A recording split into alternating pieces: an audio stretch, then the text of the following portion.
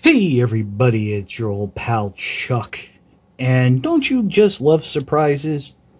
I personally hate them and they bring me to a level of violence. But hey, we got a little bit of surprise earlier in the week when the Transformers Cyberverse Bumblebee Cyberverse Adventures Ultra Class Thunderhowl was revealed, and then like a day or two later was found in stores, and thus I have it here for you right now.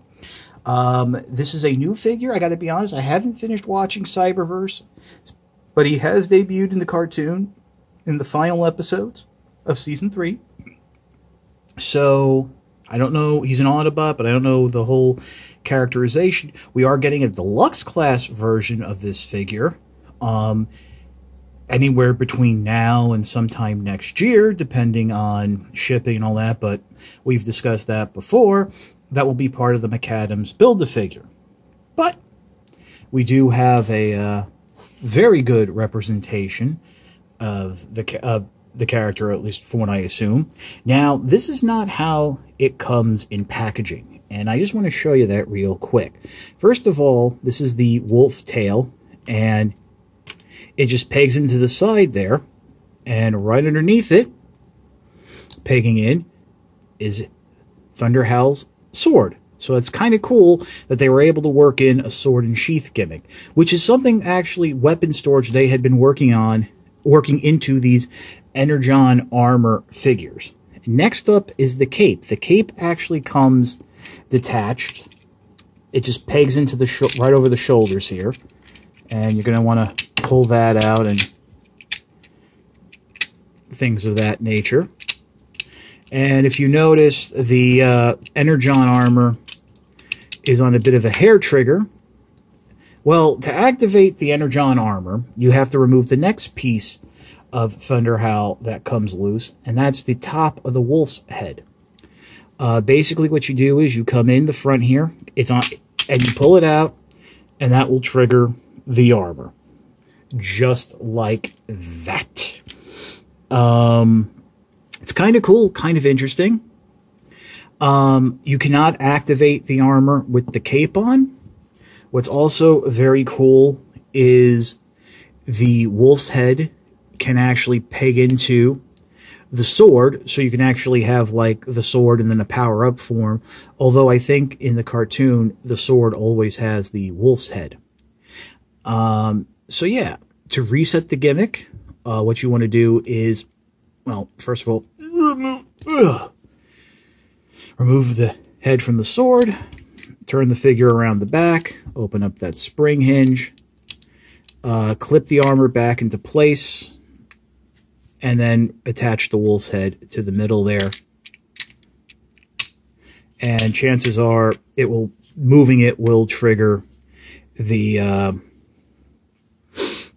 armor gimmick. Unfortunately, out of all the Energon armor figures I've looked at, Thunderhowl's is the most hair-triggered of the armor. I should also mention right now, the hips are kind of loose. But this is actually rather articulated. You have a universal ball joint, you have a ball joint in the shoulder.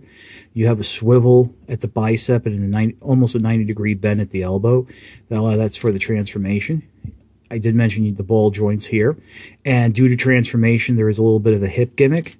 And you have a very deep knee bend. A lot of that also is for transformation. And you have a ball joint here in the foot to help with posing.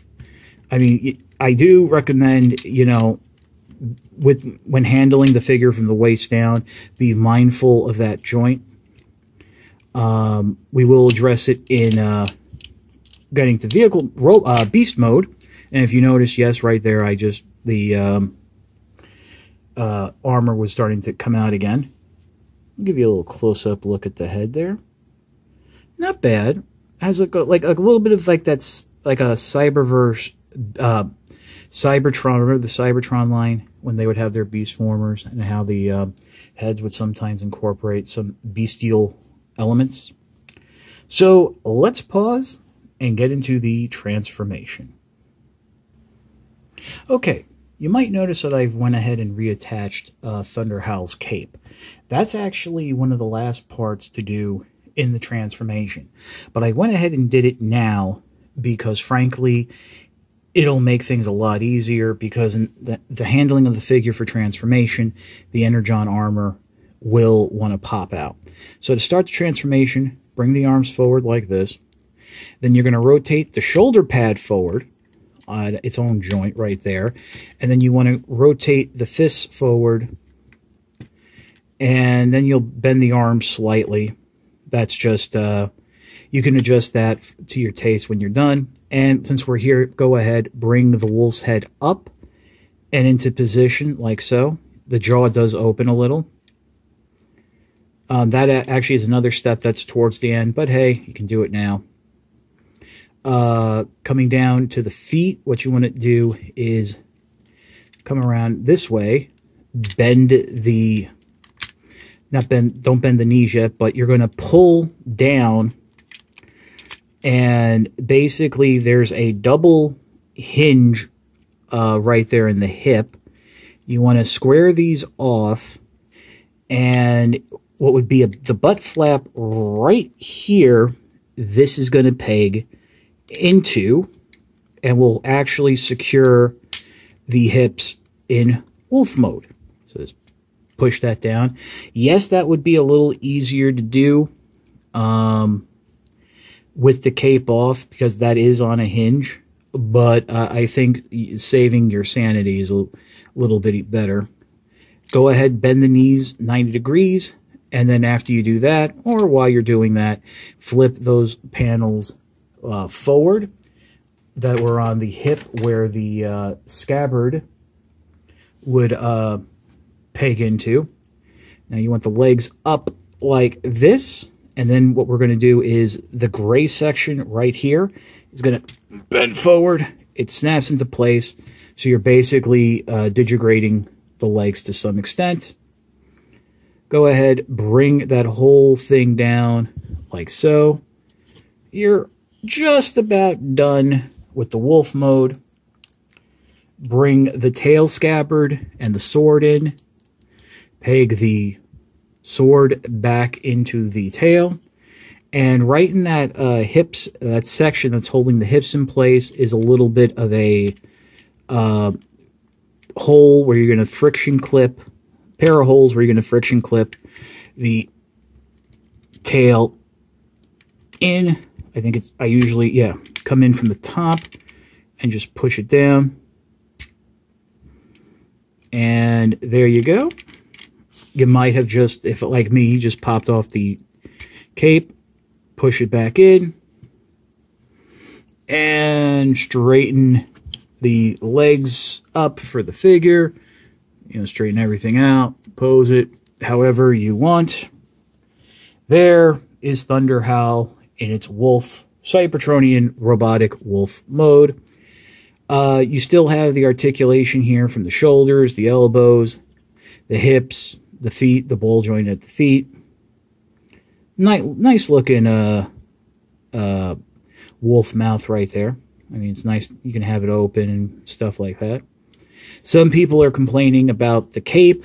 I think the cape's kind of nice, you know, really, you know, differentiates him from the other Cybertronian wolves. But yeah, so we'll pause, and I'll be back with my final thoughts. Okay, so I actually kind of dig Ultra Class Thunderhowl. My two big gripes with the figure are the trigger-happy nature of the Energon armor and the looseness in the hips. Both of which can be a your mileage may vary issue, which means I'm having the problem, you might not. So if you're a fan of the character, if you're a fan of this Ultra Class line, I do think it's definitely worth a pickup to get Thunderhowl. Make a nice addition to your collection. So yeah, I got this figure off of eBay, but the seller wrapped the figure in the bag it was bought from the store it was bought from, and it was bought in a Target. So you check your Targets, check your local retail stores, and maybe it'll start showing up. that's your old pal Chuck for Thunderhowl. And hopefully this upcoming week I'll have another surprise for you. And I will see you next time.